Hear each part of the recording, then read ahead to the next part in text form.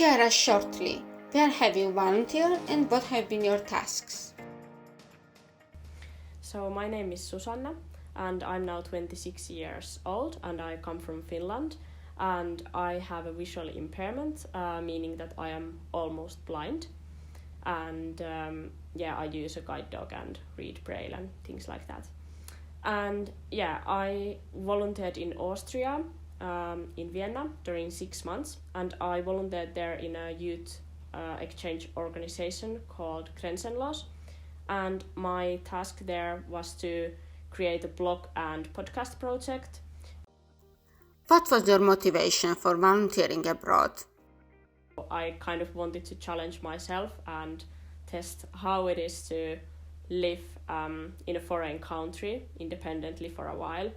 And I also thought it might be useful for my future life, because I think from that kind of experience you can learn a lot. And I also thought it's useful, for example, for my working life in the future.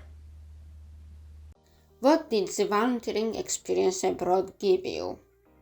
Living in a new environment, you are in a totally among new people, new places, so it's a challenge, and to kind of it gives self-confidence that I did it, I made it, and I managed to do many things there, and also my project, so it gave me a lot of self-confidence that I can do those things.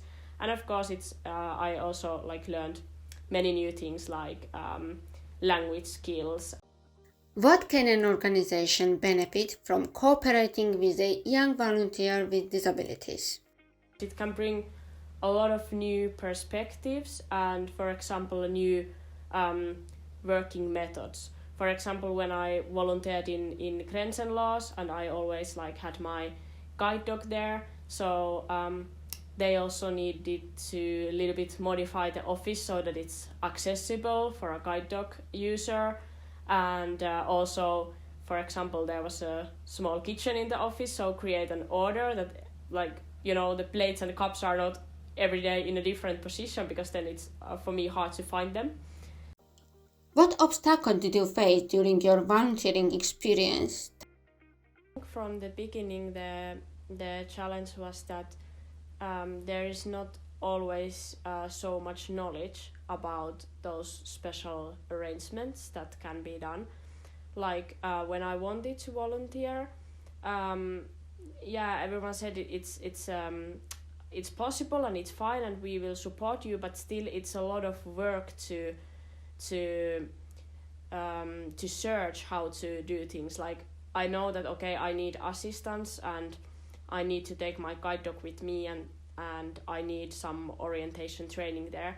So it's always a lot of work to search that how we can arrange the assistant or things like that. So it's kind of a bit extra work, and that's sometimes challenging, and sometimes calling many phone calls to different places that who is going to organize the assistant and things like that. So I think sometimes it can be challenging. In my case, I was lucky because I had support from Maailmanvaihto and then from Grenzenlos, so from my sending and hosting organizations, and also that I had time enough. So I was we had time before my volunteer project started, so we had enough time to prepare. But that's sometimes challenging. And then of course in the first days in Vienna, I felt a bit challenging situation because I had an assistant there, but in the end our cooperation didn't work that much, and I needed to change an assistant, because it's really important that if you need assistance, your cooperation is working, because the assistant is part of your everyday life.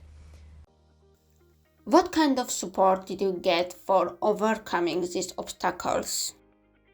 Then I also got orientation training from the Austrian blind organization. So there was a person who came to teach me, for example, my route from my accommodation to work and the road to to the grocery shop and things like that. And also I could take my dog with me, my guide dog with me, so that was important for me, so I could continue walking and going around in the same way that I was used to. Based on your experiences, what kind of tips and recommendations do you have for future young volunteers with disabilities? Just go for it, because there are chances to do individual arrangements, like if you need assistant or accessible accommodation or things like that.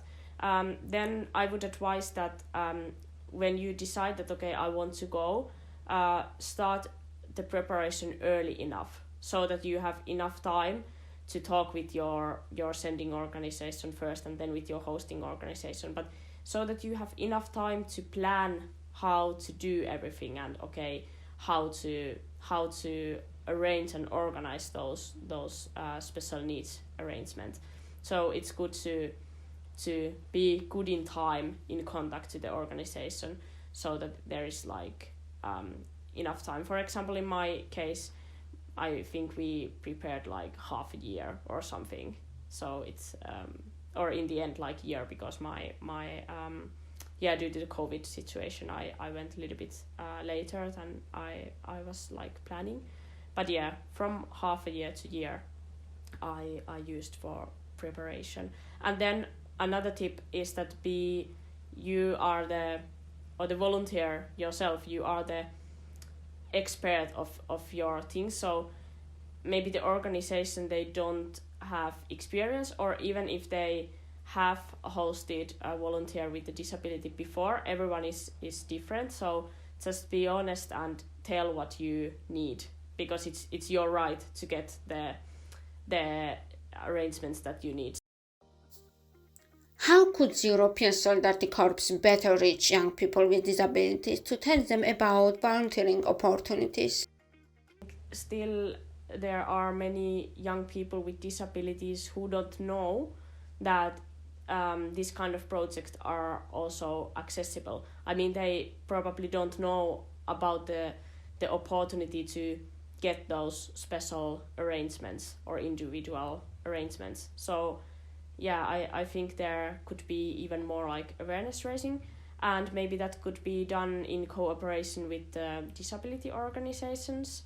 Like here in Finland, we had, for example, one info event with Kuuloliitto, so the organization for hard of hearing. So it's maybe good to do cooperation with the disability organizations, because maybe the disability organization then can help to reach the young people. What other advices and recommendations do you have for decision makers and organizers of the European Solidarity Corps for making the program more accessible?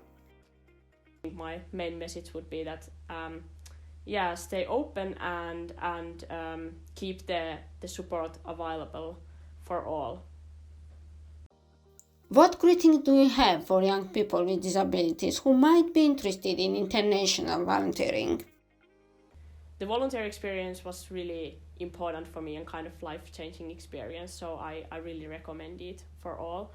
And just contact some organization in your country, sending organization, and ask them what kind of opportunities there are available, and start talking about the opportunities and deciding or choosing if there is something interested. And by just contacting an organization and asking about the opportunities, you can still consider and think, but I really recommend that you take contact to an organization and start to make the dream come true.